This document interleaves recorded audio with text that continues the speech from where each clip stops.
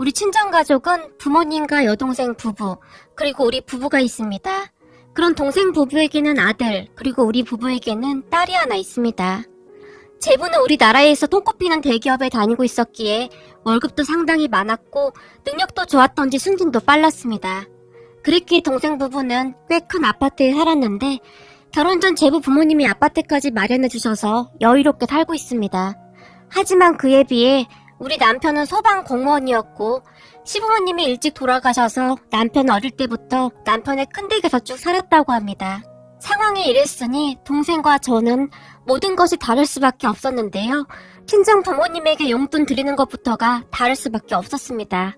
동생 부부는 꽤 큰 돈을 척척 드리던 반면 우리는 항상 생활비를 계산하고 또 계산해야 했으니까요. 그리고 우리가 힘들게 사는 것을 보며 우리 엄마는 항상 내가 이래서 결혼 반대했던 거야. 네가 뭐가 부족해서 그러고 살고 있어. 라며 제게 잔소리를 하곤 했어요. 그런 엄마에게 엄마, 우리나라에 소방관이 없다고 생각해봐. 우리 남편이 얼마나 대단한 일을 하는 사람인데 그런 소리를 하는 거야? 난 우리 남편이 아주 자랑스러워. 자랑스럽긴 개뿔 뭐가 자랑스러워? 이거사. 그게 하필 왜 네 남편이냔 말이야.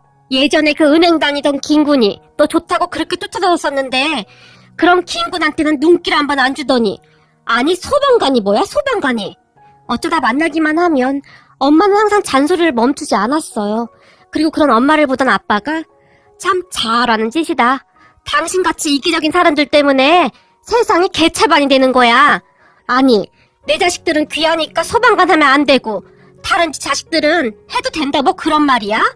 엄마라는 사람이 잘하는 짓이다. 쓸데없는 소리 하지 말고 우리 정 소방관님 본부신 해줘야 하니까 가서 닭 한 마리 사와. 아주 실한 걸로 잘 골라와. 엄마를 나무랐어요. 엄마는 항상 우리 남편의 가정 환경부터 소방관이란 직업까지 정말 못마땅해 했어요. 다만 우리 아빠만이 남편을 걱정해주고 몸에 좋은 것이 있으면 우리 집까지 일부러 오셔서 가져다주곤 했어요. 이거 생강즙인데 따뜻하게 데워서 우리 정사방 먹여라. 일도 힘든데 무조건 잘 챙겨 먹어야 한다. 아유 우리 아빠는 딸보다 사위를 더 좋아한다니까. 알았어. 내가 잘 챙기고 있으니까 걱정하지 마. 그리고 이거 아빠가 엄마 몰래 조금씩 모은 거야. 혹시 생활비 부족하면 이걸로 쓰고 정서방 돈 때문에 스트레스 받지 않게 해라. 그렇지 않아도 힘든 일 하는데 라며 제 손에 돈 봉투를 쥐어줬어요. 그런 아빠에게 아빠 안 그래도 돼. 우리 먹고 살만 하니까 너무 걱정하지 마. 그리고 며칠 전에 큰어머님이 쌀이랑 이것저것 많이 보내주셔서 먹을 게 잔뜩 있어. 라며 아빠가 주신 돈을 다시 돌려드렸어요. 정서방이 부모 복은 없어도 큰아버지 큰어머니 복은 있나 보구나. 어쩜 그렇게 잘 챙겨주시는지 내가 항상 고맙구나. 순간 아빠의 눈시울이 붉어졌어요. 아빠 말처럼 남편의 큰댁 가족들은 참 좋은 분들이셨는데 남편의 큰아버지 큰어머니는 남편을 마치 친자식처럼 그렇게 키우셨다고 합니다. 그분들의 아들과 우리 남편을 단 한 번도 차별하지 않았고 항상 똑같이 대해줬다고 했으니까요. 그분들에게 우리 남편은 아들과 같은 그런 존재였어요. 그리고 그런 남편의 큰댁 가족들에게 우리는 항상 감사한 마음이 가득했습니다. 그러던 어느 날 엄마 생신이어서 가족들이 친정에 다 모였는데 최서방 이 비싼 걸 뭐하러 샀어? 이거 엄청 비쌀 것 같은데? 라고 말을 하던 엄마의 입이 귀에 걸려 있었어요. 엄마 생신 선물로 제부가 엄청 좋은 안마기를 사서 보냈던 모양입니다. 별 말씀을요. 장모님이 좋아하시니까 오히려 제 기분이 더 좋네요. 어깨에 힘이 잔뜩 들어간 제부가 엄마에게 말했고 자네는 어쩜 그렇게 말 한마디 한마디를 예쁘게 하는 건가? 내가 자네 얼굴만 보고 있어도 기분이 좋아진다니까. 안마기 선물에 이미 입이 벌어질 대로 벌어진 엄마가 입에 침이 마르도록 제부를 칭찬했습니다.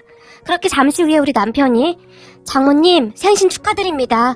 엄마에게 봉투를 건넸지만 그래 고맙네 라며 엄마가 건성으로 대답했어요. 우리 엄마는 그렇듯 항상 우리 남편과 제부를 비교하곤 했었는데 우리 남편은 그저 괜찮아 라는 말만 할 뿐 항상 웃고 말았어요.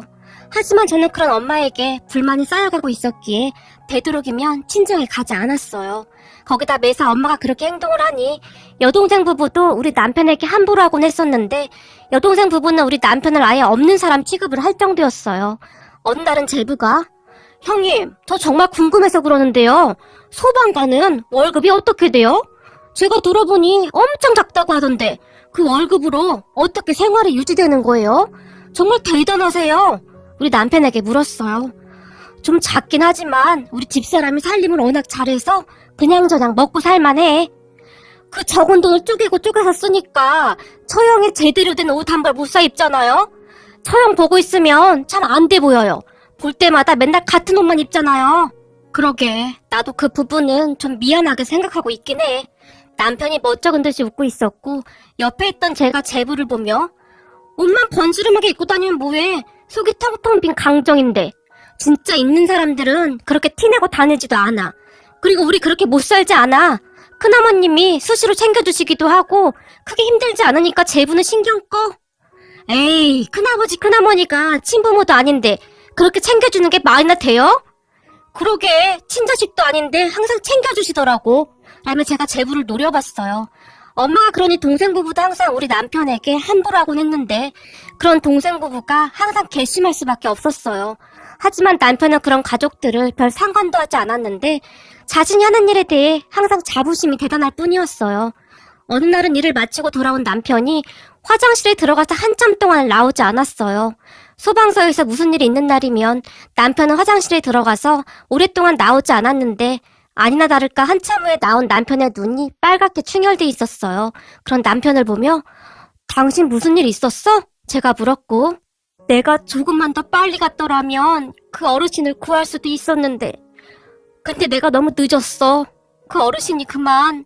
말을 하던 남편이 괴로운 듯 머리를 감싸 안았어요. 아무래도 구조가 잘 안 된 모양이었어요. 당신 잘못이 아니잖아. 당신은 최선을 다했잖아. 라며 제가 남편을 위로했지만 그 뒤에도 남편은 한동안 힘들어했어요. 그런 남편을 보며 어쩌면 남편은 소방관을 하기엔 너무 여린 성격은 아닌가 하는 생각마저 들었는데요. 빨리빨리 털고 일어나야 했는데 남편은 그러지를 못했거든요. 하지만 남편은 항상 최선을 다했고 집에 들어오면 지쳐 쓰러져 자곤 했어요. 그런 남편의 얼굴은 항상 초췌해 보였지만 남편의 눈동자만은 항상 또렷했고 언제 어디서나 빛이 나곤 했어요. 남편을 처음 만났을 때 그런 남편의 눈동자에 반해 결혼까지 했던 것이었는데 저는 그런 남편의 또렷하고 선한 눈동자가 여전히 너무나 좋기만 합니다.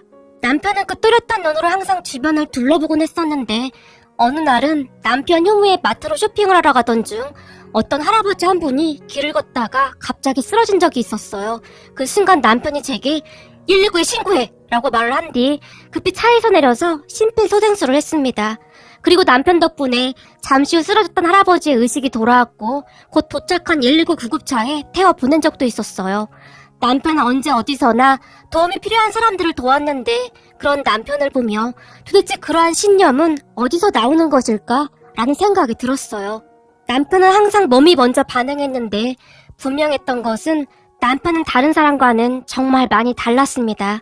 그런 남편을 보며 소방관이란 일을 하려면 그 정도의 신념은 있어야 하는 것이구나 라는 생각을 할 정도로 남편은 자신의 일에 확고한 신념을 가지고 있었습니다. 그러던 어느 날 기가 막힌 일이 일어났는데요. 지방에 계시던 큰아버님이 위독하시다는 연락이 왔고 남편과 제가 급히 큰댁으로 갔습니다. 사실 큰아버님은 평소 앓고 있던 지병이 있으셨는데 그 지병이 더욱 심해진 듯 했고 병원에서는 마음의 준비를 하라고 말했어요. 그 말에 가족 모두 그저 넋을 잃고 눈물만 흘렸습니다. 그러다가 얼마 후 큰아버님이 결국 돌아가셨고 남편에게는 부모님과 같은 분이셨기에 남편의 슬픔을 이루 말할 수 없을 정도로 엄청났던 건 말할 것도 없었고 제 눈에서도 쉴 새 없이 눈물이 흘러나왔습니다. 그렇게 가족 모두 슬픔 속에 장례를 치른 뒤 며칠 후에 큰아버님이 남편의 사촌형과 우리 부부를 조용히 불렀습니다. 그리고는 니들 아버지가 돌아가시면서 남긴 유언장이다 라고 말씀하시면서 저희에게 큰아버님의 유언장을 보여주셨는데 그 유언장을 보다 우리는 깜짝 놀랄 수밖에 없었어요. 그 유언장에는 재산 상속 관련 내용이 작성되어 있었는데 큰아버님에게는 꽤 많은 재산이 있었어요. 남편의 사촌형이 서울에서 부동산 관련 일을 하고 있었다는데 큰아버님과 함께 이리저리 부동산 관련 투자를 꽤 많이 했던 모양입니다. 그렇게 꽤 오랜 시간 재산을 많이 불리셨던 모양인데요. 그중 일부를 우리 남편에게 상속한다는 내용이 적혀 있었어요. 그 말에 우리 남편이 아니, 이걸 왜 저한테 상속해요? 엄연히 형이 있는데. 놀라서 물었어요.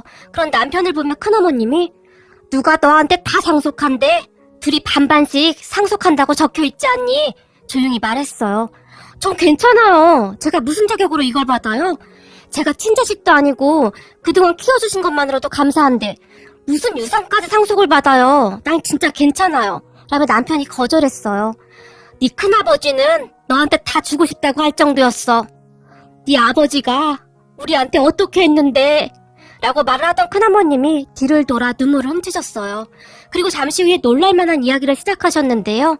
남편이 어렸을 적에 큰 댁에 불이 난 적이 있었다고 합니다. 그때 당시에는 다 같은 동네에 살고 있었다고 하는데요. 그날 하필 남편의 사촌형만 혼자 집에 있었고 동네 사람들이 안에 상처리가 있어! 어쩌면 좋아! 라며 발만 동동 굴렀다고 합니다. 그 순간 남편의 아버지, 그러니까 저한테는 시아버님이시죠. 시아버님이 앞뒤 볼 것도 없이 불길 속으로 뛰어들어가서 홀로 있던 남편의 사촌형을 구해냈다고 하네요. 그 바람에 사촌형은 살 수 있었지만 시아버님은 큰 화상을 입게 되었고 얼마 안 가서 돌아가셨다고 합니다. 시아버님은 돌아가시기 전까지도 상철이는? 이라고 물어볼 정도였답니다. 그때 당시 남편은 시아버님과 둘만 살고 있었다고 하는데 시어머님은 남편을 낳고 얼마 지나지 않아 돌아가셨다고 했으니까요. 그렇게 남편은 혼자가 되었고 그 뒤부터 큰댁에서 살게 되었다고 합니다. 그랬으니 큰댁 가족들은 남편에게 항상 미안한 마음이 가득했던 것 같아요. 우린 너한테 죄인이나 매 한 가지다. 너한테 항상 미안할 뿐이었어. 그날 서방님 아니었으면 우리 상철이는 지금 이 자리에 없었을 거야. 그런데 그까짓 돈이 뭐가 그렇게 중요하겠니? 그런 너와 나누는 건 당연한 거야. 그러니까 미안해하지도 말거라. 큰어머님이 남편의 손을 꼭 잡으며 말했어요. 그리고 옆에 있던 아주버님도 엄마 말이 맞아. 아버지 살아계실 때 그렇게 하기를 우린 이미 얘기 다 끝냈어. 그러니까 다른 말 하지도 말고 우리가 하자는 대로 해. 라며 단호하게 말했어요. 우리는 그렇게 큰아버님의 유산을 상속받았는데 그 돈은 생각보다 꽤 큰 돈이었고 아주버님이 이것저것 많은 조언을 해줬어요. 덕분에 그 뒤 우리 생활은 더욱 나아졌고 우리는 조금 더 편히 살 수가 있었어요. 그러던 어느 날 제가 남편에게 그래서 당신 소방관이 됐던 거야? 제가 어렵게 말을 꺼냈어요. 그렇지. 아버지 영향을 받긴 받았었지. 그때 아버지가 눈을 감기 전까지 사촌형의 안부를 물었는데 형의 멀쩡한 모습을 확인하고 나서야 편히 눈을 감으시더라고. 그때는 그런 아버지를 이해하기 힘들었었는데 아무래도 그때의 그 모습이 내 머릿속에 깊숙이 박혀 있었던 것인지 어느 순간부터 내 꿈은 소방관이 되었어. 물론 내가 소방관이 되겠다고 했을 때 큰아버지 큰엄마가 나를 붙들고 울고불고 난리를 치셨지만 아마도 소방관은 내 운명이지 않았을까 싶어. 난 말이야. 불길 속을 헤치고 들어가서 사람들을 무사히 구해낼 때가 제일 행복해. 그렇게 무사히 나온 사람들이 가족들 품에 안기는 모습을 보면 그렇게 행복할 수가 없어. 물론 그렇지 못할 때도 있긴 하지만 우리 소방관들은 매 순간 최선을 다하고 있어. 화염 속에서 우리를 간절한 마음으로 기다리는 사람들을 생각하면 우리 소방관들의 마음은 초조하고 다급해져. 그리고 그 순간 우리는 죽음 따위는 생각할 시간도 없이 그냥 그 속으로 뛰어들어가는 거야. 우리 소방관들을 애타게 기다리고 있는 사람들 위해서 말이야. 물론 누군가는 소방관이란 직업을 좋지 않게 생각하는 사람들도 있지만 난 그렇게 생각하지 않아. 모두가 위험하다고 하지 않는다면 누가 하겠어? 남편이 조용히 말했어요. 그런 사명감이 없다면 어떻게 감히 소방관을 할 수가 있을까요? 남편의 말에 많은 것을 느끼게 되었습니다. 그런데 그 뒤 우리가 꽤 많은 유산을 받았다는 소리를 듣고 동생 부부가 한 걸음에 우리 집으로 찾아왔습니다. 언니, 엄마가 그러던데 형부 큰아버님한테 유산 받았다며. 사실이야? 친자식도 아닌데 그렇게 많은 유산을 줄 리가 없잖아? 엄마가 잘못 알고 있는 거지?